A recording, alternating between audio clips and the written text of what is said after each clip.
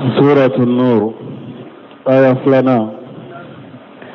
أعوذ بالله من الشيطان الرجيم. بسم الله الرحمن الرحيم. الزانية والزاني فاجلدوا كل واحد منهما 100 جلدة ولا تأخذكم بهما رأفة في دين الله إن كنتم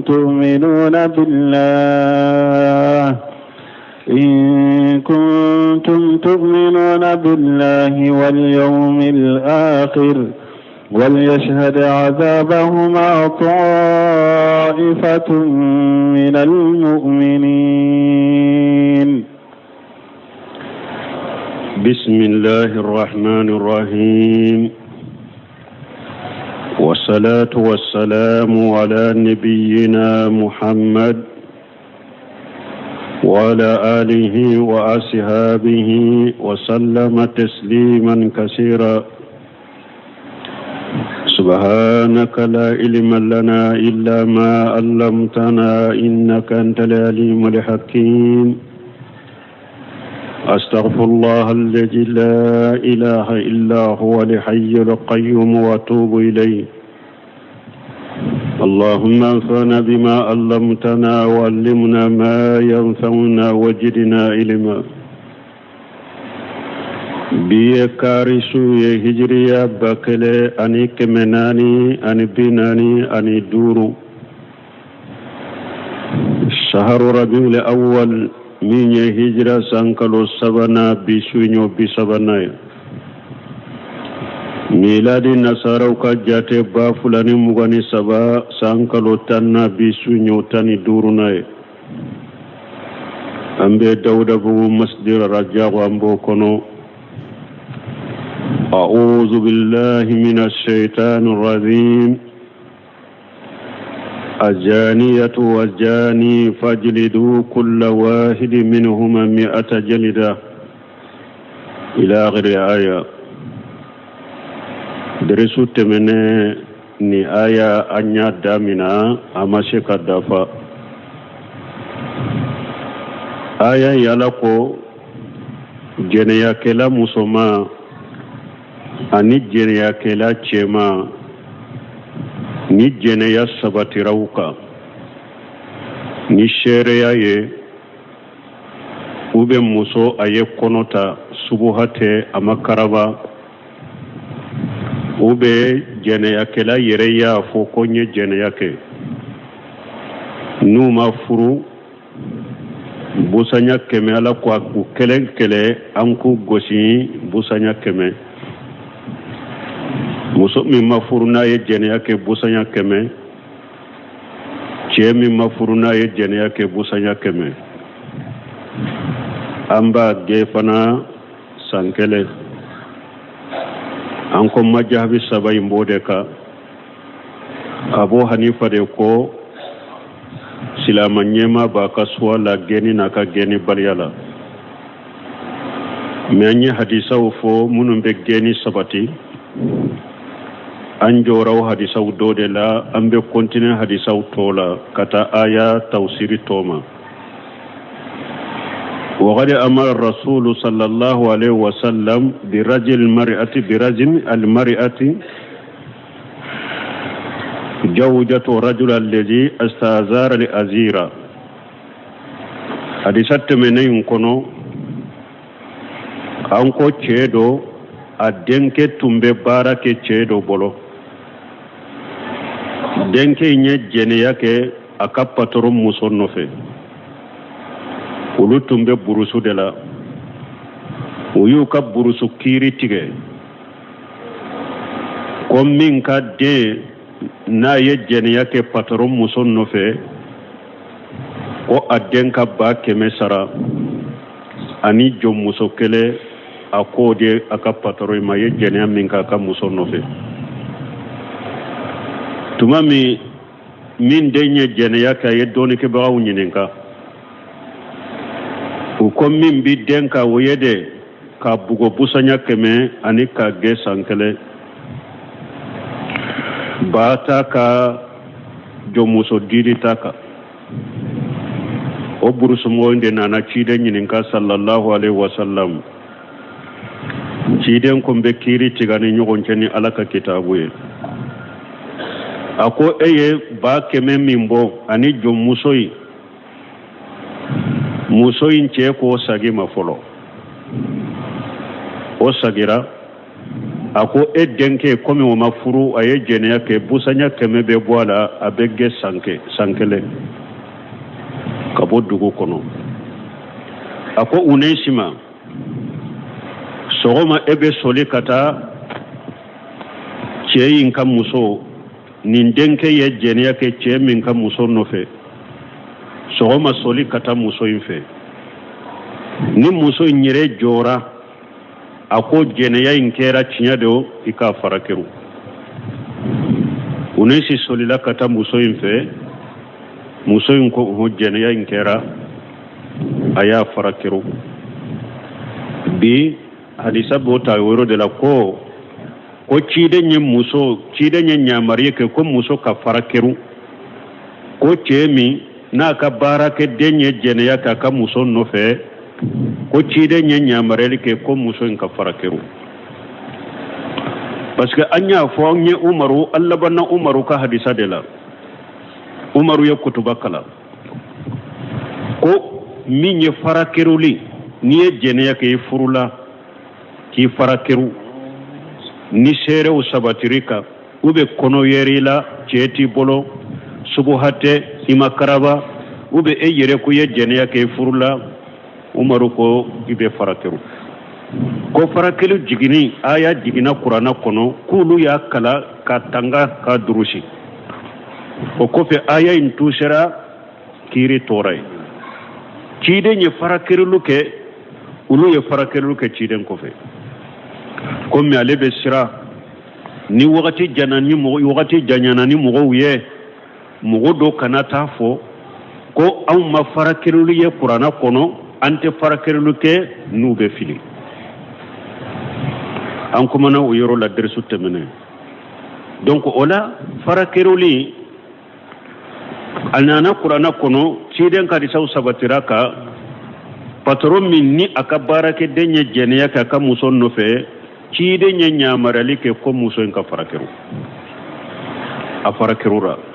lamma jana'ati mali azir tumami muso nye jenake ka faraka barake denka warajama rasulullah sallallahu alaihi wasallam ma'ija wal qamidiyata cide nye ma'ija farakeru muso dobe al qamidiya cide nya farakeru wa kullu haula'i لم ينقل أن رسول الله صلى الله عليه وسلم أنه جلدهم قبل الرجم من فلنيني أما سبت نينكلن كله كوتشيد نيبوغو سانكو فركرو أكن يرو فنا فامو أنكم مسائل فور أنكم أنا نمي مفرو بوسانيا كمه كيجي سانكله an ko majabi sabai mboka abu hanifa de ko alimamu ba kaswala me fen sahalenye de majabi sabai be minka hadisa bodela min furulla ama jene mun e wanye jene ka ma furu busanya keme avec ge kabo dugu kono sankele sisa anna na farakelu yero fanala hadisa yin kono ni muso min fana furula aye jene yake jene ya sabatiraka abe farakeru mi yana sana fana ka farakeru busanya keme be bola wa parce que fana sosoli na dol ke ba wonu nyogonche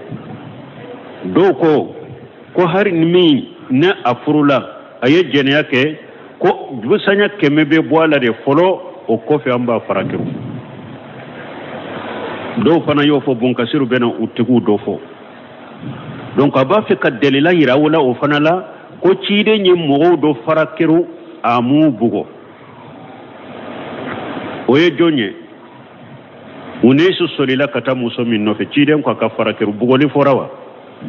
maiza bugo li forawa farakeru la qamidiya bugo li forara a farakeru la de ودات أكو وكل هؤلاء لم ينقل أن رسول الله صلى الله عليه وسلم أنه جلدهم قبل الرجم كن نون بين من فلن ينو فركرورا ko ama taka bo ciden bolo ko ayen nunum bugode folo sana ku farakeru wa innama waradat al ahadithu sahihatu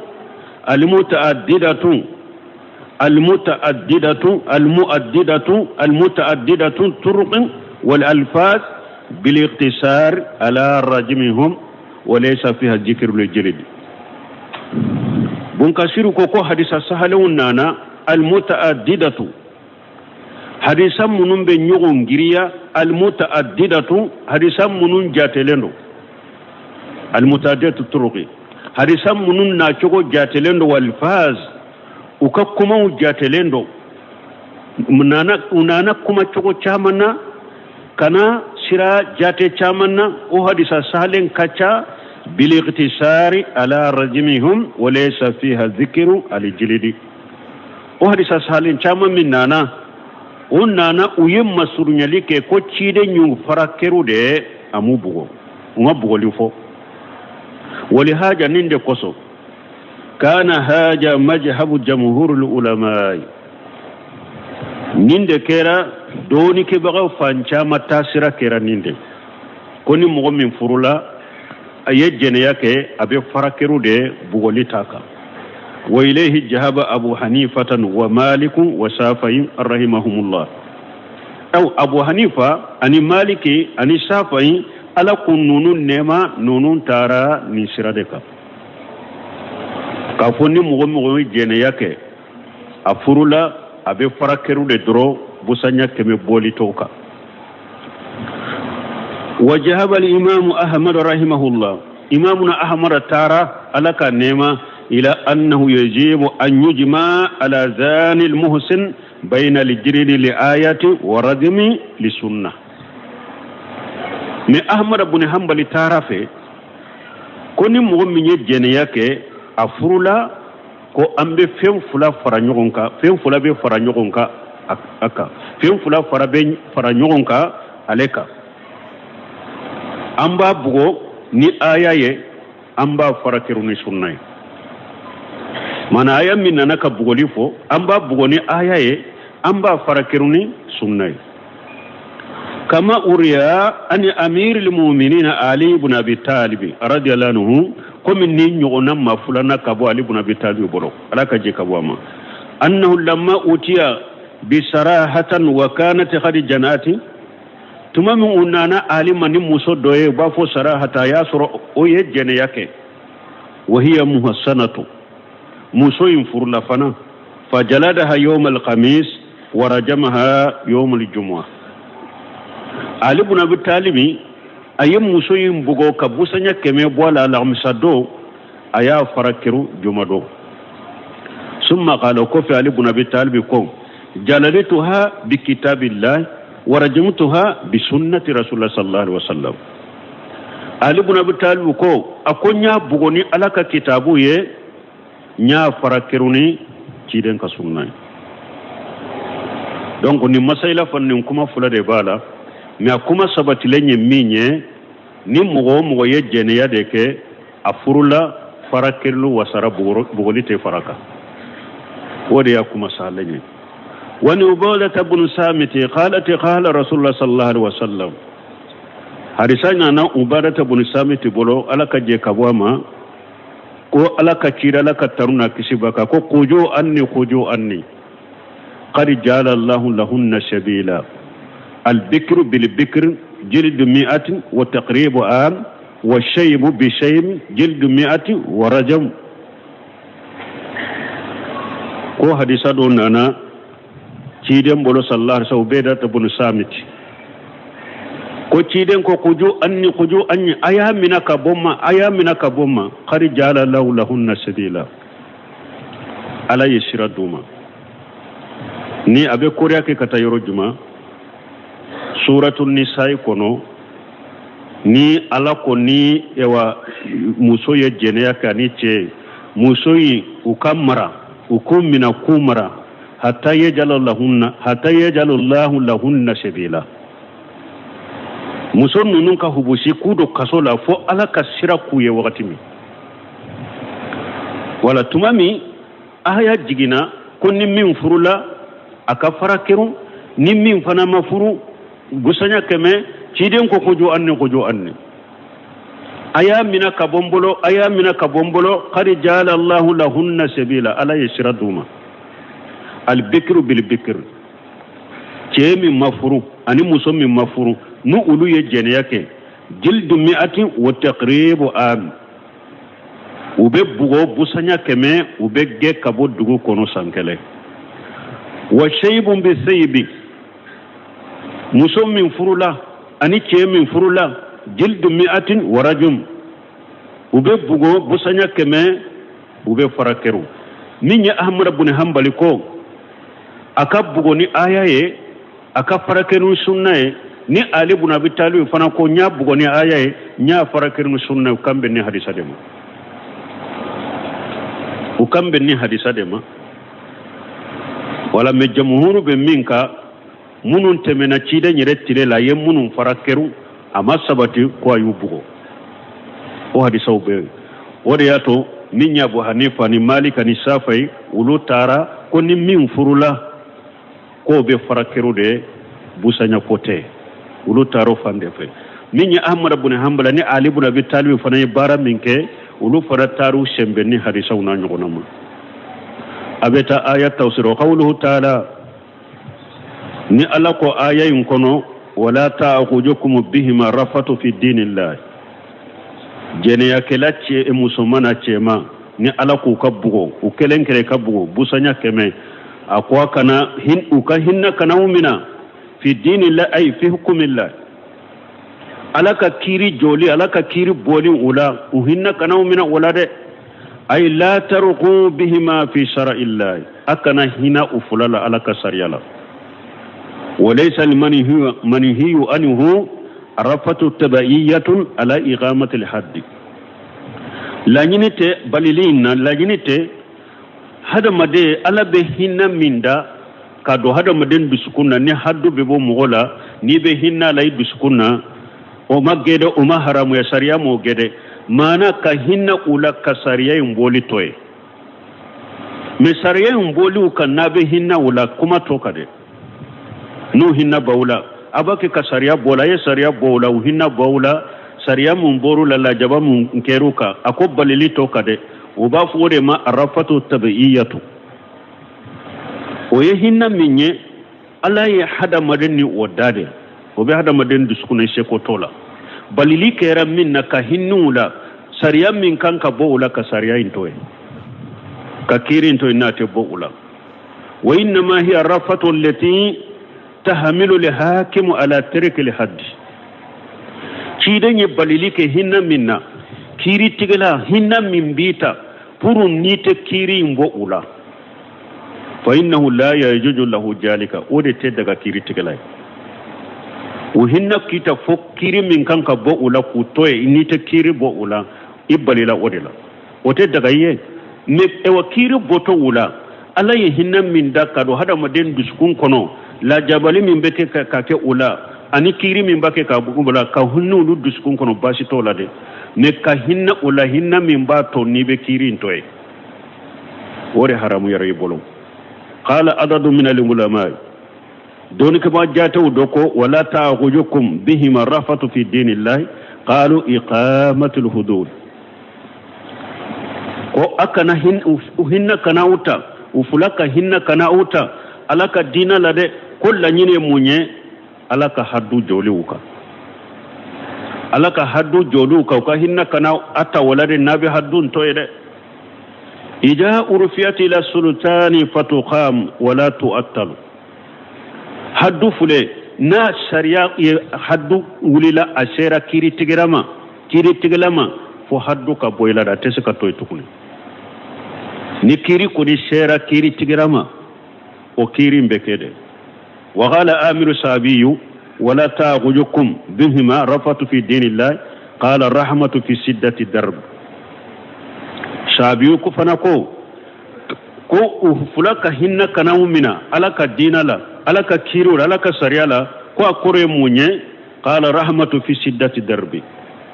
mana bugoli min kaka akanka bugoli se degere minna ka bugoli giriyu ka hinna kana uta ni bugoli inte sew degerema bugoli kanka ke ula hakke minafwa ko kede wa qala ataw darabun laysa bi mubrahi ataw fana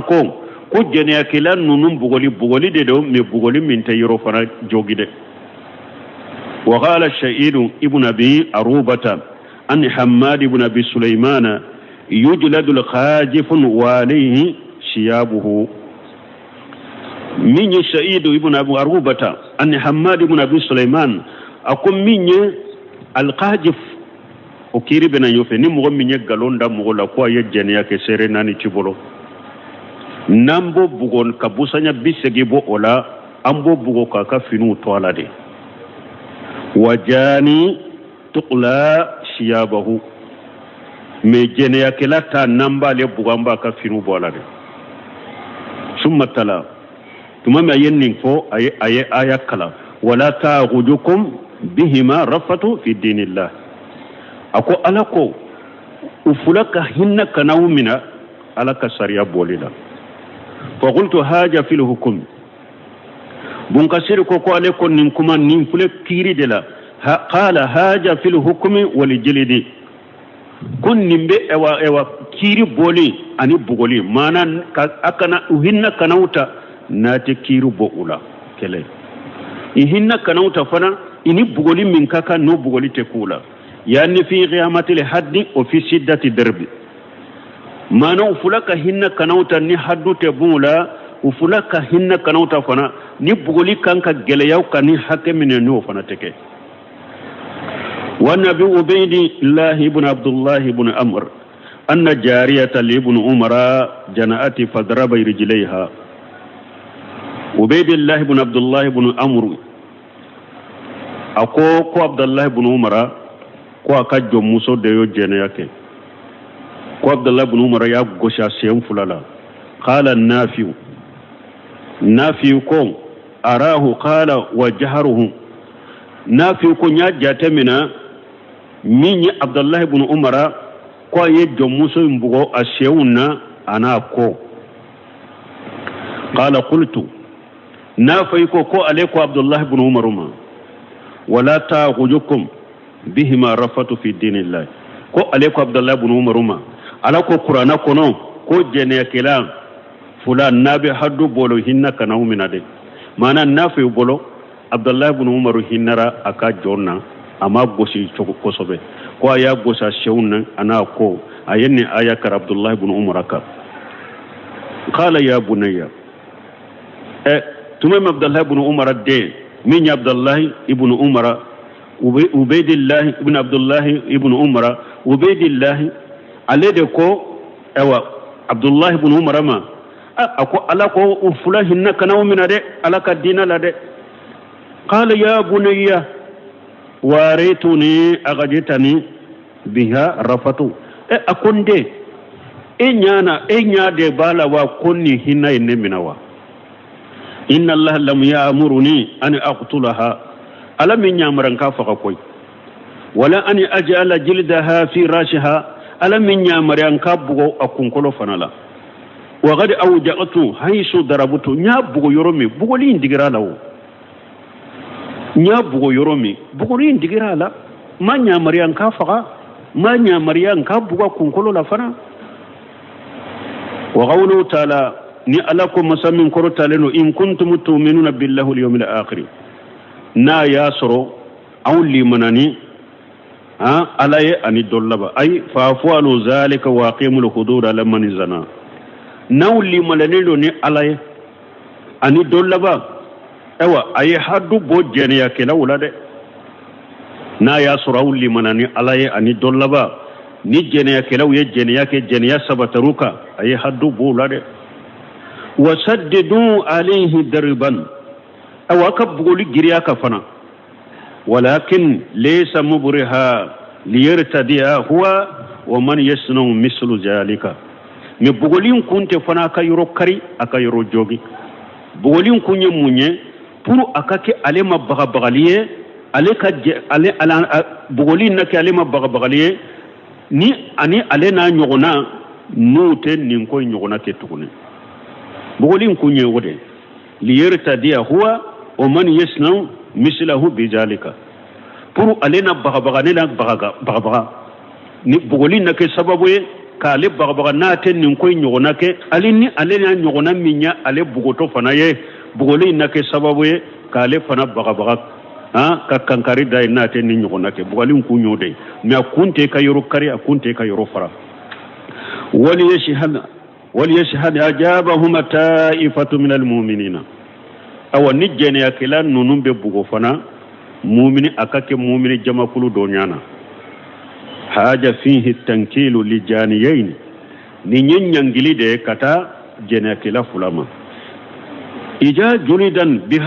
جلدا بحضرة الناس نين ينجلي دي كتا جني أكلا فلما إجا جلدا بحضرة الناس ني بغرا mu fula bugora mugo nyana yana mugo katani kelenye yoro do la ki bugo ki bila ani ki bugo jama nyana juma nyangile katima ki bugo jama nyana o de nyangile o de bi nyangi katemeni ikelem bugora fa inna zalika yakunu ablaghu fi jajrihima awa ku bugo jama nyana o de be ke sababu edo selenda dama ka jene kila fura bagabaga sinya wore no te jene yake wa anjaw fi radihima o de fana be ke sababu fana ku fura fana balinin ko nyugona ma fa inna zalika taqri'an wa tawbigan wa fadihatan parce que nous bugora mo nyana dusukashi bala katuma ani lagosili ani maloyali إذا كان الناس حضورا نو بوغوتو نو مغو حضرلندو وبك جنيا كلا نونو مدسو كاشي ابوكو ما لغوسلي ابوكو ما لا مالويالي كولا مالويا بينانا ولا نيني جنيا كلا تشيمانا مسومان نيني وسارياي ني مونو ما فرو anku kelen gosi ni jene sabatiruka anku kelen gosi busanya keme an kana hunni wala kala ka sariya toyde ni silamiya sariya bamburo ni jeniya sabatiram uka ante hinnu la chogoshi ka kirin toy ambe sariya imbola ka kiru mbola de fana ewa ni kiri mbe bola fana ube bugo fana abeke jamade nyana abeke grupu de nyana do ko mugota do ko mugonani don ke baw ka nyugon soso bo fana la me akake jama ko ni nyana donc ani fana uka ge ka bo dugu kono ye jene ke dugu minna uka ge ka bo kono sankele bon minye musoye don ke baw do ko abegge nana ka jumra mi de begge Abu Hanifa fanfela la fana le ko muso tegge o be do kaso de la sankele ale be datugu kaso la nate ye kenema o ya le ka geni me don ke ba munun ko abegge parce que hadisa ma muso ni chebo nyogona amba na ka jumra mige kuma sahle nyode ambe muso na ka jumra mi bila kata yoro la aye jeniya ke yoro mi ama furu ni nyi busanya keme borala amba na ka jumra mi bila kata yoro do la sankele ana jumra mi betay ni jumra mi masura bolo Abu Hanifa ya hakirina mi fo don ke baw sagira katama abedo kasola jamana kono sankela kana bo kenema الزاني لا ينكح إلا زانية أو مشركة والزانية لا ينكحها إلا زان أو مشرك وحرم ذلك على المؤمنين. هذا خبر من الله تعالى نينيك بارياي كابو ألف مسامين كورتالينو بأن جانية لا يتو إلا جانية أو مشركة ألاكو كنا سبترا كو تشيتشي كو جانية كلا ديرو كم مسو سيتي سو إنو أو تشي إنكا كفو نيغونياكي فو إم مسو نيري جانية كلا دي ube eye mushriki de imma kotala ka haramula nink aya kuma duru nyogona bala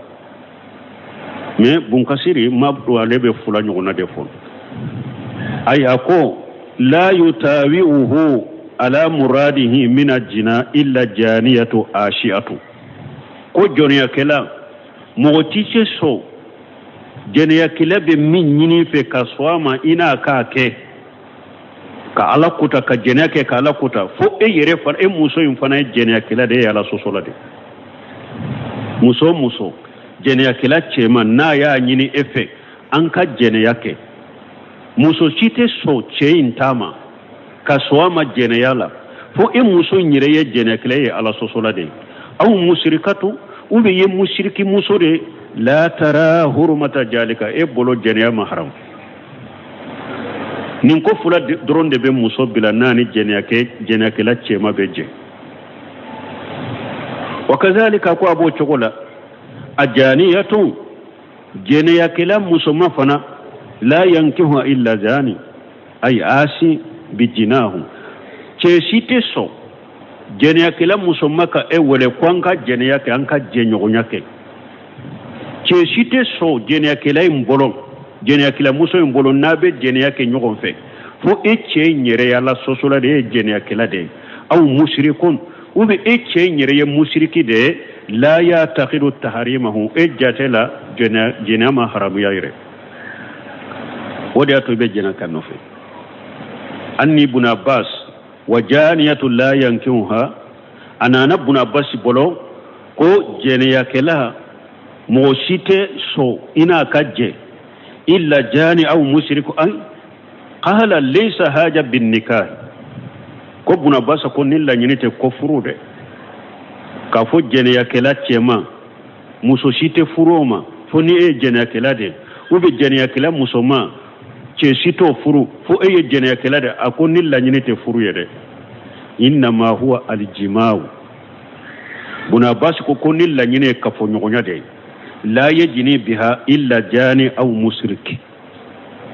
jɛnɛyakɛla musoman mɔgɔ si t'a kafoɲɔgɔnya ka jɛnɛya k'a nɔfɛ fo e yɛrɛ ye jɛnɛyakɛla de ou bien i ye musiriki de i mako tɛ ala ka haramu la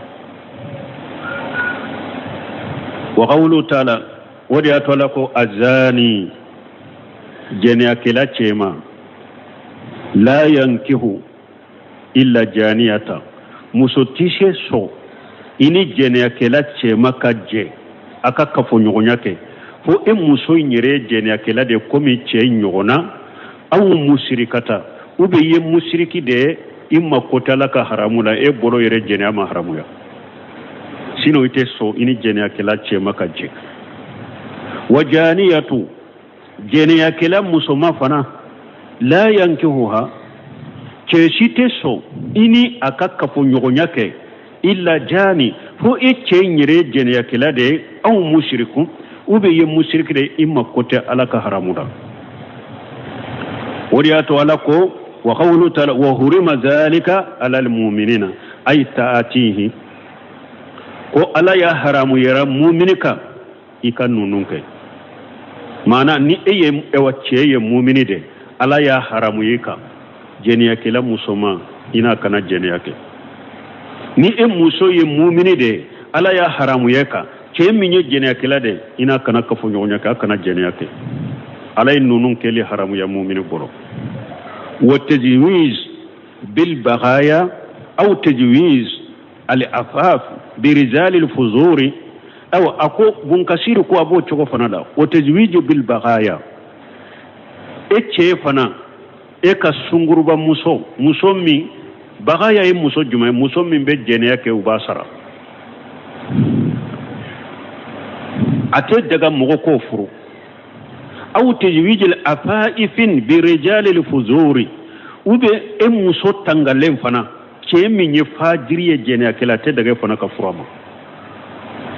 كواتو أكا جنيا لا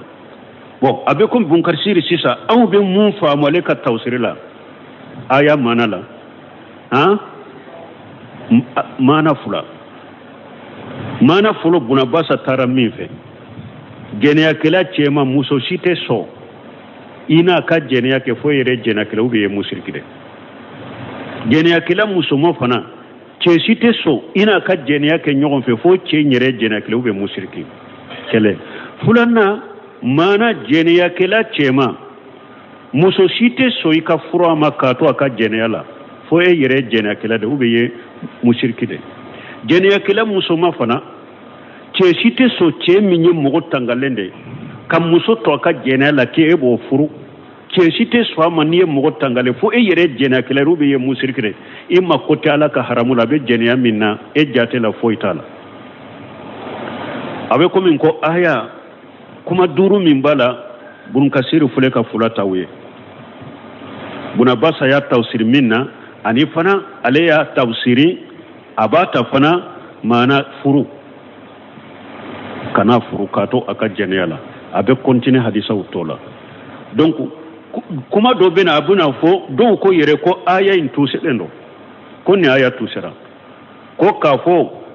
ewa jeniya kela chema mogosite musosite furu ma fo ye jeniya kela do be musrikin mana jeniya kela chema muso kana furama ube ewa muso min be jeniya ke che kana furu do ko tuse dendo ko jumanya tuse wa ankihun ayama minkum wa salihina min ibadikum ko wankihul ayama ko ni ciden ko muso munun te furula ayu furu ko ni aya ko muso munun te furula ayu furu muso munun te furula ayu la furu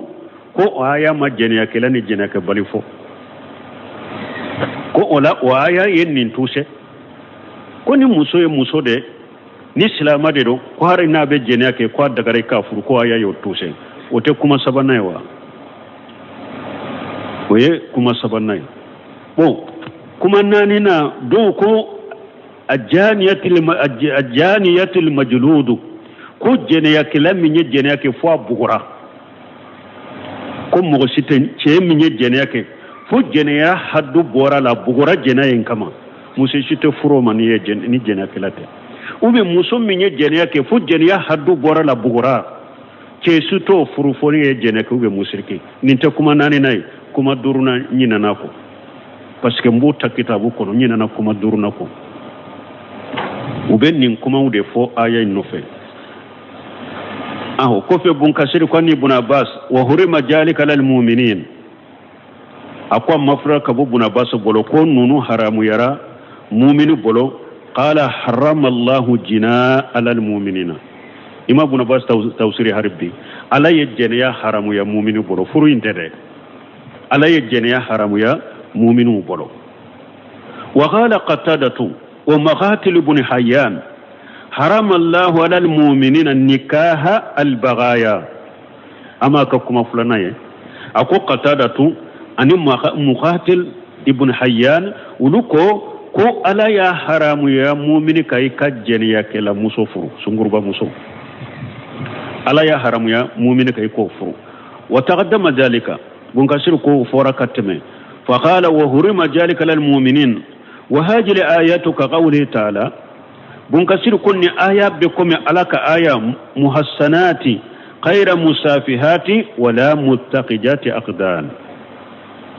bunkasir kunni aya be kome aya min nana suratul nisa kono ni be muso min furu muhassanati muso in kake muso tangalenye ni muhassanati te muso furu lenye de afifati ni be muso min fura kake muso tangalenye khayra musafihati akanake muso jeniya kelay safihati muso jeniya kelado chekelenta le bolo nani cheche benala ube jeniya ke oye safihati wala muttaqijati aqdani muttaqijati aqdani muso jumay chebe aleni chebe te nyogon fede mais ale damana chede ba bolo minye aterike aleno doronde be jeniya ke mais ate komi ko ale labila ne de chew toye ale damana cede ba bolo teriya ba no nyogon ce o de be jena kale no fe muttaqija taqdani ni de wala ko ni be furu muso tangalende furu kana muso furu min donendo aye ce soro abe jena ka no fe kano muso furu kana muso fana furu muso mi ni adamana tereke do ba bolo dibila ano be jena ke kano fana furu donc bun kasiri ka tawsiri la sisa ayayi ako ani o aya de kelene lanyine munye musommi nye jene akile kanafu kato aka jene kanafu e muso fana cheche jene akile kanafu ama wa min ha huna akon ni yoro de la jahaba al imam ahmad ibn hanbal rahimahullah imamuna ahmad ibn hanbal tara fi alaka nema ila annahu la yashihu al aqd min rajuli العفيف على المرأة البغي نند كوسا أحمد بن حنبل تعرفه ko ate daga ko ewa furu sirilite daga ce minye ce tangalenye ko alete ate daga ika furu siri muso minye jena kelay ma damati kadhalika hatta tustataba kam muso yinto aka jena yala ate daga ce tangalen ka furu siraka ka to jena ila foi ka nyina fa ka tubi ni te nya ka furu ko muso jena kela ni te nya ka furu ko tubu nyina fe ko aka tubi kabo jenela fa in tabati na tubira kabo jenela sahal aqdu alaiha donc abe saha wala ka furu siraka wa illa fala min nama tubi kabo jenela ikana furu siri wa kadhalika utako kelena la yashihu tajwid almar'ati alhurrati alafifati birajul alfajir almusafihin hatta yatuba tawbatan sayyi'atan abu choko fanala ate daga muso fanaye muso minye horoye yere tangalendo ite jene yake ate daga ika furu chema minye fajiri jene yake la funna tubira de tubu sahale na tubira tubu sahale be sika furama li qawli ta'ala alaka kuma in koso masamin kortalendo wa hurima dhalika lil mu'minin alako minye jene yake la chema muso tangalen ka furama ne yo haramu ya mu'minu bolo jene yake musoma che tangalen ko furun ne yo haramu ya mu'minu bolo wala adonna kuma sahalin ya minye buna basu ka kuma aya imbeshe kata bun kasiriya nati minye fana muso min donen doni jene ya fana a haramu yara iko fana nyini ko furu fonna tubira ka bo jene ala ce min fana donen do ni jene yaye a haramu yare muso tangalen ka furo fana ma fonna tubira ka bo jene ala de na tubira ka bo jene ala adagara ika furama wani amuni ibn shuaib wani abihi an jaddihi qala arisanna na kabo amuni ibn shuaib bolo kabo fa bolo kabo mukema ako kana rajul yuqalu lahu marsad ibn abi marsad puru kaira muso min be jene yake kato aka jene ya late daga ka furu ubena no derila de hadisa kono ko hadisan nana marsad ibn abi marsad ne hadisa sahalendo marsad ibn abi marsad wa kana ar-rajula yahmilu al-asra min makkah hatta yati bihum al-madinata ni nyece do de sheba de do ale ka baara tun ye mun ye ni jahadu kɛra maka kafiru be muminu munun mina n'u be taa n'u ye maka ale fana ka baara tun ye mun ye a be bɔ madina sufɛla la a bɛ na maka n'a ye silaman min sɔrɔ muminu min sɔrɔ n'a minalen do makankaw bolo ani e be bɛn a la sufɛla la a bɛ na maka a be ɲɔgɔn kunbɛn yɔrɔ dɔ la a bi i ta kataniye kafiru te bo kalama abeta kataniye madina kafiru te bo kalama ale ka baratu nyenninde qala wa kanat imratu baqiyun bi makkah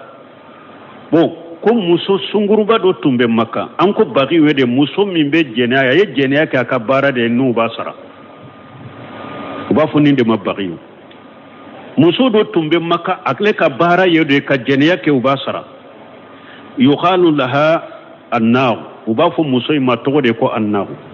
wa kanat siddiqatu lahu nim muso marisad ibn abi marisad fana teri muso de tundo jahiliya la a teri muso de tundo wa annahu wa'ada rajula min usra makkah yahmiluhu dondola abi marisadu ibn abi marisan marisadu ibn abu marisada ani ceedo de lahidu shiri min alembe makka uye lahidu shiri ko abena ceinta katana madina qala fajitu hatta antahitu ila jilli haiti min hawaiti makkata ako ale nanan makka marisari nanan makka ko fo ale tara makka ka kogo do koro fi leylati mukhammirati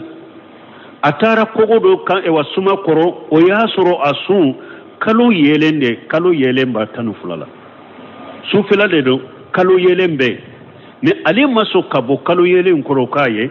mana ni kalo yelendo ni donna dugu kono iyado kogo nunu ni bon nunu ukasuma dibite wo yoro lawa ale tara do makka ka kogo do koro puru akana bo kalo yelena na beye qala fajati annahu fa abu sarati sawadu jill tahta lihaiti annahu ya aleye kogo ewa suma dibi annahu ya aleye kogo inkoro suma inkoro kogo in suma dibi koro annahu ya aleye mana muso nyaye falamma antahati ilayya arafutani tumame annahu ya ale fimaye kogo in dibi koro aya giralela tumame aye ale do annahu ya ale do wakati mi faqalat marsadu annahu kum marsadu de wa faqultum marsadu ko alaikum hum marsadu de do faqalat marhaba wa ahla annahu ko yurwali biye ibni ka demba yama halumma fabita indana laylata na ikana shiamfe ni suina parce que ale nyana ko be ko korode ka haribi parce que tumbe nyogon fe jahiliya de la be jeneyala min ni islamiyara atumbe madina tumame ale aye maka ale nyana shi sa kan so sorla bina shiamfe qala fa qultu ya annahu harama allah jina marsadu ko ale ko annahu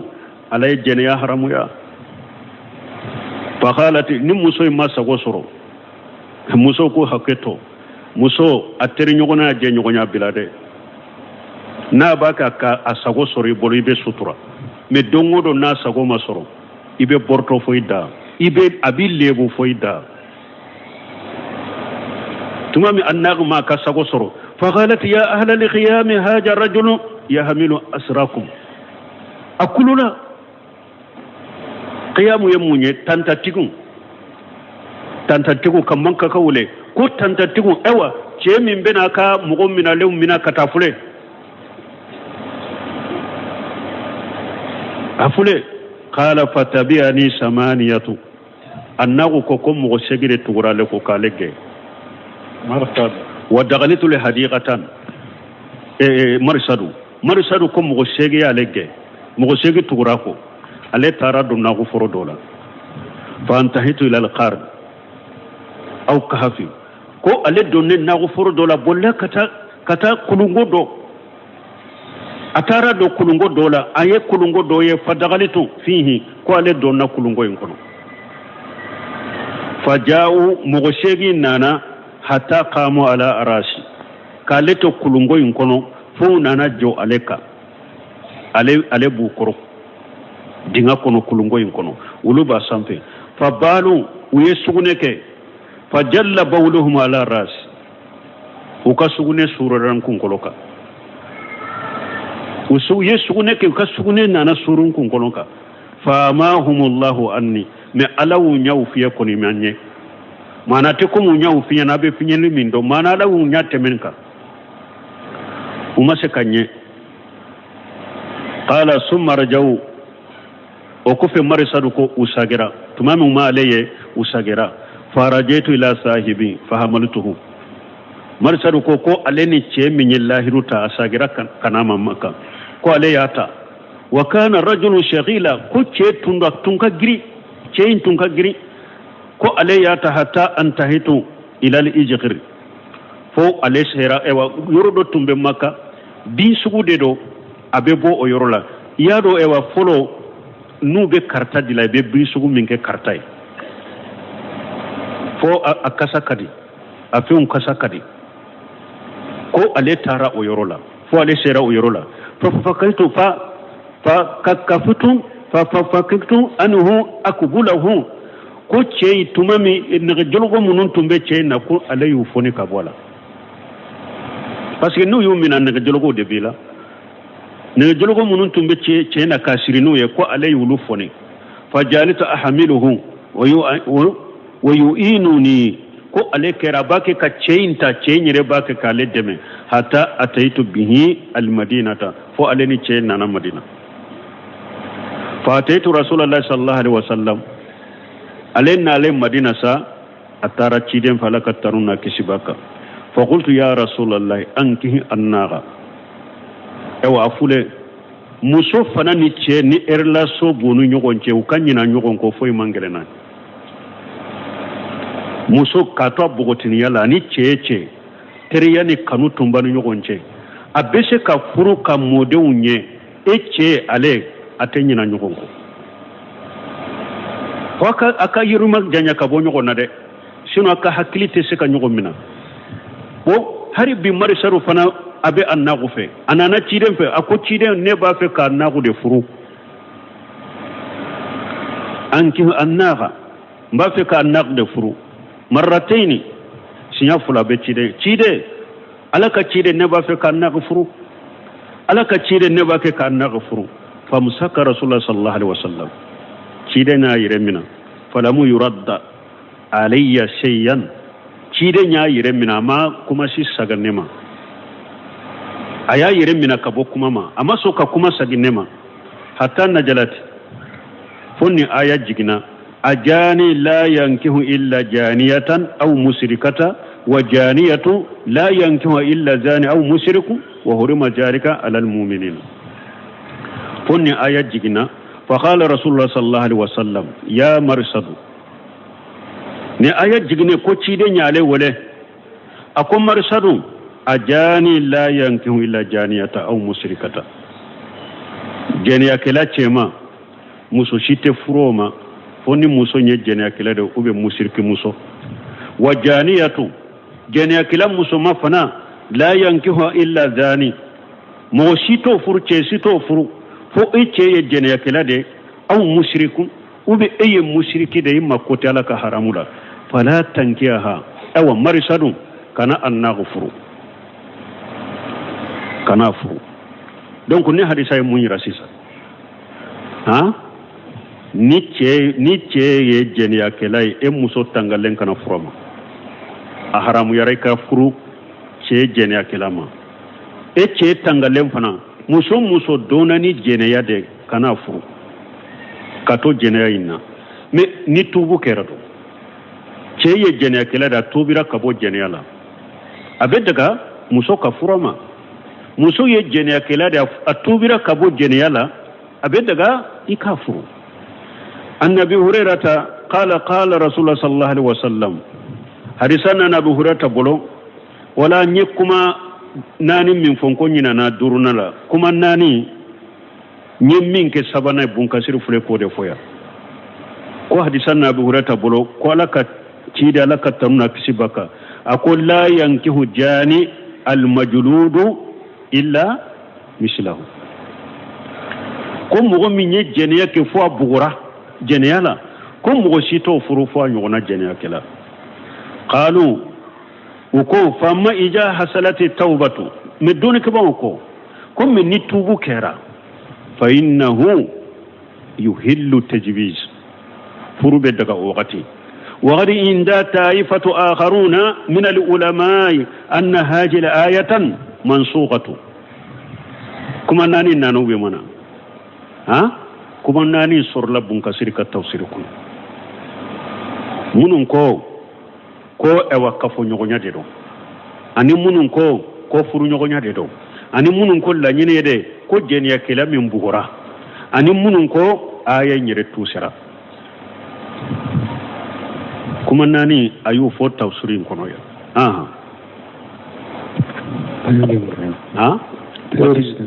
ايوه سبحانك اللهم ربنا وبحمدك اشهد ان لا اله الا انت واستغفرك واتوب اليك سورة النور